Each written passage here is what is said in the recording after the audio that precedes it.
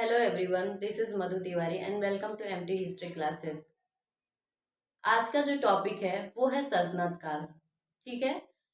सल्तनत काल कब से कब तक माना जाता है, या फिर सल्तनत काल में कितने वंशों ने शासन किया था, अलग अलग वंशों के बारे में है आज हम पढ़ेंगे। ठीक है। तो सल्तनत काल जो है उसका समय सीमा जो है वो 1206 से लेके 1526 ईस्वी तक माना जाता है। और सल्तनत काल में कुल 5 वंशों ने शासन किया। अगर आपसे क्वेश्चन ये पूछा जाए कि सल्तनत काल में कुल कितने वंशों ने शासन किया है, तो कुल 5 वंशों ने शासन किया। जो 5 वंशों का सीक्वेंस है कुछ इस प्रकार है, जैसे गुलाम वंश, खिलजी वंश, तुगलक वंश, सैयद वंश और लोधी वंश। क्लियर है। अगर गुलाम वंश की बात करी जाए तो गुलाम वंश जो है वो 1206 से लेके 1290 ईस्वी तक इसका शासन काल रहा। खिलजी वंश 1290 से लेके 1320 ईस्वी तक शासन काल रहा। और 1320 से लेके 1414 ईस्वी तक तुगलक वंश का शासन काल रहा। क्लियर है। सैयद वंश 1414 से लेके 1451 ईस्वी तक और लोधी वंश 1451 से लेके 1526 ईस्वी तक। 1526 ईस्वी में बाबर ने मुगल वंश की स्थापना की थी। क्लियर है। तो सल्तनत काल में कुल कितने वंशों ने शासन किया है? 5 वंशों ने। कौन कौन से? गुलाम वंश, खिलजी वंश, तुगलक वंश, सैयद वंश और लोधी वंश। ठीक है। अगर आपसे ये पूछा जाए कि ये जो वंश है इसमें सबसे ज्यादा समय तक अगर किसी ने शासन किया तो कौन था? तुगलक वंश ने सबसे ज्यादा समय तक शासन किया, कुल 94 वर्ष तक। गुलाम वंश का जो शासन काल रहा वो 84 वर्ष तक रहा। खिलजी वंश का जो शासन काल रहा वो 30 वर्षों तक रहा।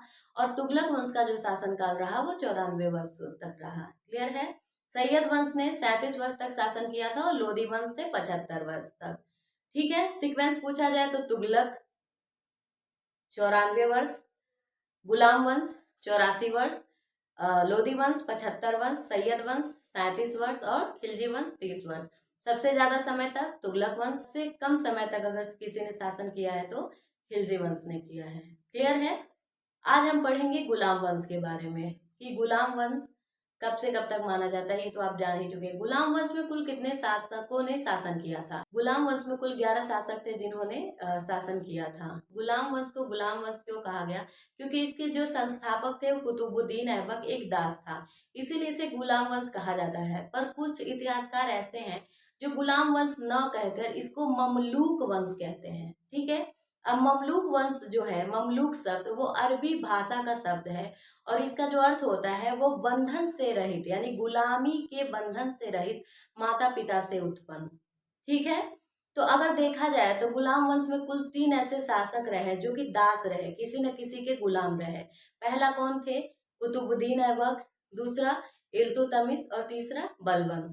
ठीक है। क्लियर है। इन तीनों, जैसे कुतुबुद्दीन ऐबक जो है कुतुबी वंश, इल्तुतमिश जो है वो शमसी वंश, बलबन जो है बलबनी वंश से रिलेटेड थे। ठीक है।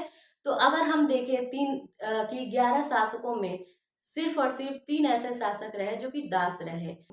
गुलाम वंश के अंतर्गत 3 ऐसे शासक रहे जो कि 3 शासक क्या थे? दास थे।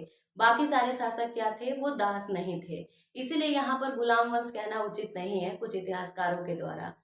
तो अगर हम सीक्वेंस जाने कि गुलाम वंश में कौन कौन शासक हुए, तो कुल 11 शासक हुए। पहला कौन था? कुतुबुद्दीन ऐबक। कुतुबुद्दीन ऐबक ही गुलाम वंश का संस्थापक था।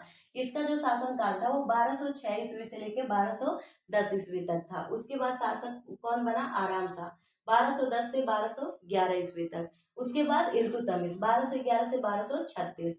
फिर फिरोज शाह 1236, 6 महीने तक इसने शासन किया। उसके बाद रजिया सुल्तान 1236 से 40।